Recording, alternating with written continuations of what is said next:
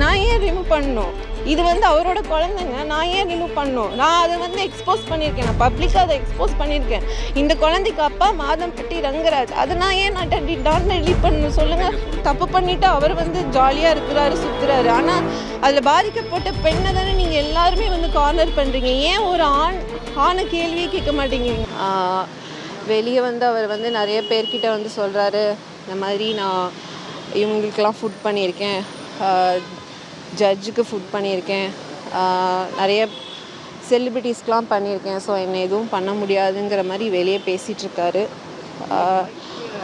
காசு பணம் இருந்தால் என்ன வேணாலும் பண்ணலாம், தப்பு பண்ணிவிட்டு எஸ்கேப் ஆகிடலான்னு நினைக்கிறாங்க. பட் நான் வந்து ஜஸ்டிஸ்க்காக மட்டும்தான் போராடுறேன்.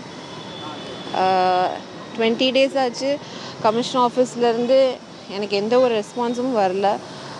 எம்ஆர்சி நகர்லேருந்து ஃபோன் பண்ணுறாங்க, இந்த கம்ப்ளைண்ட் வந்து எங்களோட ஸ்டேஷனுக்கு இது தாண்டி வராது அப்படின்றாங்க. அங்கேருந்து அடையாருக்கு ட்ரான்ஸ்ஃபர் பண்ணுறேன்றாங்க.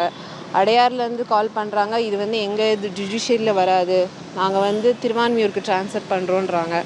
திருவான்மியூர்லேருந்து கால் பண்ணுறாங்க, இது எங்களுக்கும் வராதுன்றாங்க. இப்படி வந்து என் கம்ப்ளைண்ட் இப்போ வந்து எங்கே இருக்குன்னு எனக்கு தெரியல.